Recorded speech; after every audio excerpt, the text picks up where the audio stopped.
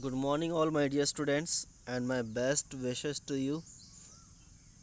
Present in this online class, this is Harish Kangwar, and in today's class, we will discuss the rules of exclamatory sentences. Yesterday, you had studied about imperative sentences, and today, I'll explain the rules of exclamatory sentences.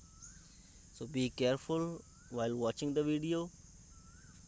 Take your pen and notebooks to note down all the rules and the examples. So these are exclamatory sentences जिसमें लिखा गया है exclamations and wishes. तो ये exclamatory sentences होते हैं. तो first rule क्या है? When the direct speech is an exclamatory sentence, the reported verb say or tell is changed to some such verb as exclaim, cry out, wish, confess, pray. यानी जो reporting verb है उसको meaning के according, sentence के meaning के according हम exclaimed with में बदल देते हैं.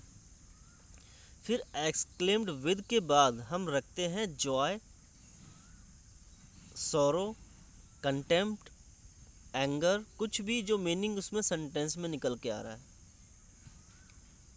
Point B, the exclamation form is change into a statement form and the note of exclamation is replaced by a full stop. यानी जितने भी, मैंने क्या कहा था, जितने भी टाइप के सेंटेंसेस हों इनडायरेक्ट बनाते समय सारे के सारे असर्टिव बन जाते हैं.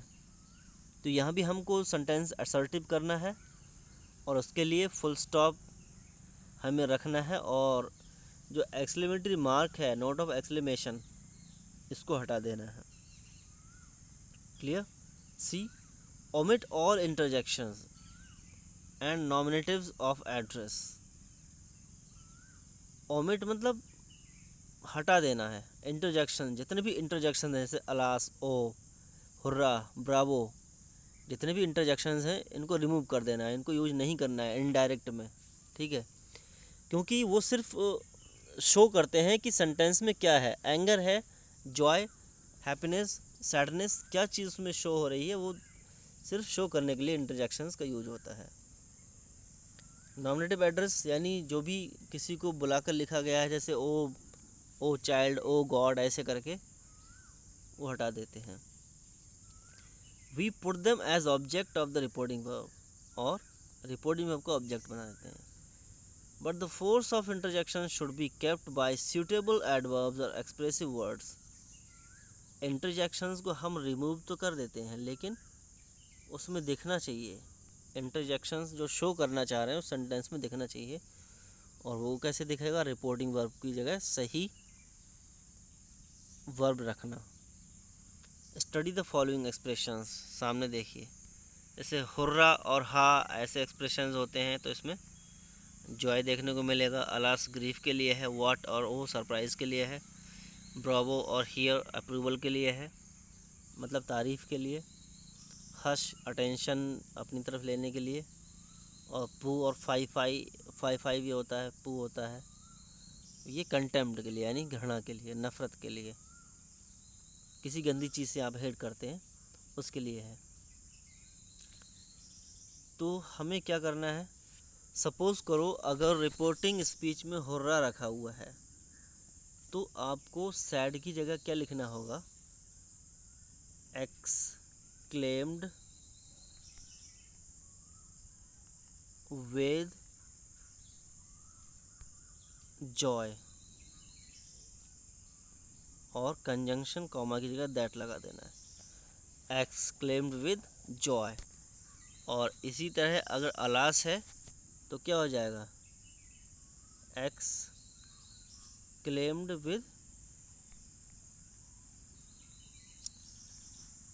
एक्सक्लेम्ड विद सॉरो हो जाएगा. ठीक है? Exclaimed with sorrow.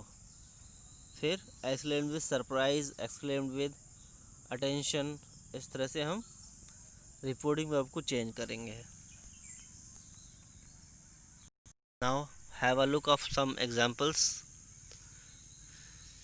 I said how happy he looks. ये सेंटेंस थोड़ा डिफरेंट है, हाउ हैप्पी ही लुक्स, ये मैं आपको बाद में समझा दूंगा कैसे चेंज करते हैं। हाउ हैप्पी को वेरी हैप्पी में चेंज करके बाद में लिख दिया जाता है, बस ये होता है और कुछ नहीं। ठीक है, वेरी हैप्पी बाद में रख दिया और ये ही लुक्ड पहले आ गया। ठीक है, नेक्स्ट देखिए, ही सैड अलास। मैंने क्या कहा था, अगर अलास है लिखा हुआ तो हम क्या करेंगे, सैड की जगह एक्सक्लेम्ड विथ सॉरो पूरा लिख देंगे। एक्सक्लेम्ड विथ सॉरो, कॉमा की जगह हम दैट लगाएंगे। अलास ये इंटरजेक्शन है, इसको हटा देना है, यही तो कहा था। It will be removed from this side. फिर सेंटेंस हमारा यहाँ से स्टार्ट हो जाता है। माई फर्स्ट पर्सन प्रोनाउन ही के अकॉर्डिंग चेंज हो जाएगा, ही का पॉजेसिव केस आ जाएगा, हिज हो गया। His friend was no more. We can change the sentences like this. अब यहाँ पर हो रहा है तो एक्सक्लेम विद जॉय हो गया। दैट, कॉमा की जगह दैट लगाया, फिर वी को दे में चेंज कर दिया बॉयज़ की वजह से, बॉयज़ बहुत सारे हैं, प्लूरल है। ठीक है, वी फर्स्ट पर्सन प्रोनाउन है इसलिए सब्जेक्ट के अकॉर्डिंग चेंज होता है। फर्स्ट पर्सन प्रोनाउन जाते ही आपका ध्यान इधर आ जाना चाहिए। ठीक है, दे में चेंज हो गया इसलिए। हैव ओवरकम है तो हैड ओवरकम हो गया। ऑल दियर ऑब्स्टेकल्स, आवर की जगह दियर कर देना है क्योंकि इसका जो बॉयज़ का पॉजिटिव केस होगा वो क्या होगा, दियर होगा, लाइक दिस। ब्रावो, ब्रावो है तो अपलॉडेड हम लिख सकते हैं। एक्सक्लेम्ड विद अपलॉज भी लिख सकते हैं या फिर सीधे डायरेक्टली अपलॉडेड में चेंज कर देते हैं। अपलॉडेड तारीफ़ के लिए होता है। Uploaded is by saying that.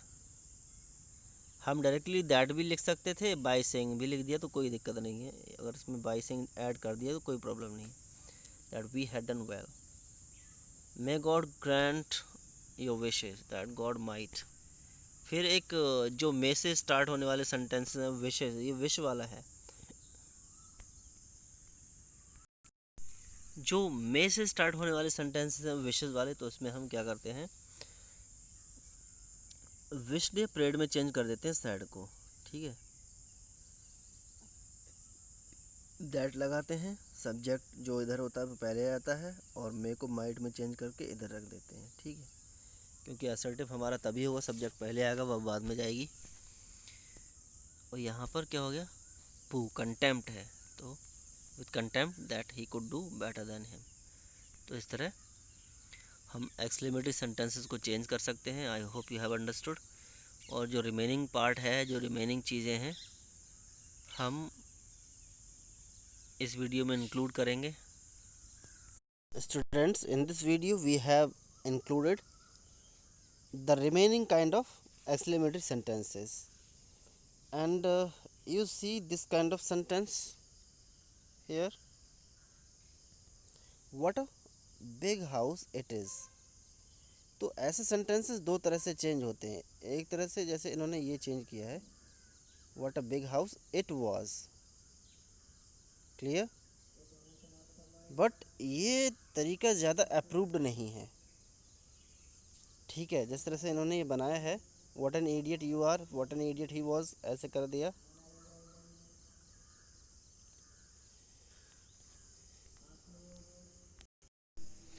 ये मेथड ज़्यादा अच्छा है, दिस मेथड। शी इज़, इसको पहले ले आइए, शी वाज हो जाएगा, क्लियर है।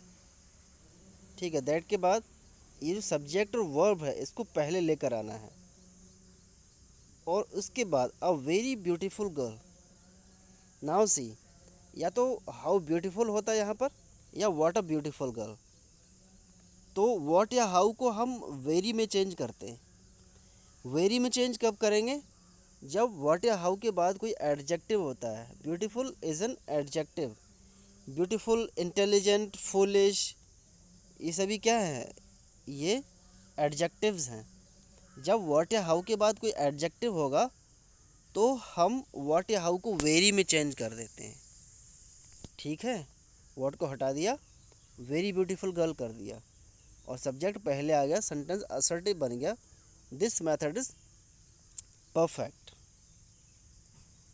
Another sentence, what a beautiful sight, जैसे ये, इसमें इट इज़ लगा हुआ है नहीं लास्ट में, फिर भी हम दैट के बाद इट वॉज को सब्जेक्ट, इट और वॉज को सब्जेक्ट और हेल्पिंग वर्ब साथ में लेकर आएंगे।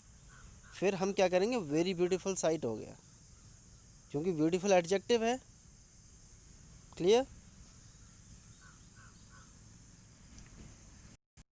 और जिन एक्सक्लेमेटरी सेंटेंसेस में सब्जेक्ट और वर्ब नहीं दिया होता है उनमें हम अपनी तरफ से लगा देते हैं। जैसे यहाँ पर सिर्फ नॉनसेंस लिखा हुआ है तो इट वाज नॉनसेंस कर दिया है। व्हाट अ प्लेस, अब देखिए व्हाट अ प्लेस, व्हाट के बाद प्लेस है, डायरेक्ट एक नाउन है, ठीक है, तो इसको वेरी में चेंज नहीं किया जाएगा। वेरी फाइन प्लेस इन्होंने कर दिया, हम इसको सिर्फ फाइन भी बोल सकते हैं, it was a very fine, सिर्फ फाइन प्लेस, या फिर अ ग्रेट प्लेस, ठीक है, या स्ट्रेंज प्लेस। लेकिन जहाँ एडजेक्टिव होता है वहाँ वेरी कन्फर्म आता है। क्लियर। तो जहाँ सब्जेक्ट और वर्ब नहीं है हम अपनी तरफ से लगा देते हैं। इट वाज यहाँ लगा दिया गया, it was very fine place, या फिर it was a very strange place. Clear. इस तरह से जो इस तरह के एक्सक्लेमेटरी सेंटेंसेस हैं व्हाट और हाउ से स्टार्ट होने वाले, ऐसे कन्वर्ट कर देते हैं हम इनडायरेक्ट में। Clear. To remaining the remaining sentences have been included now. I hope you have understood all things. Thanks for watching the video. Have a great day.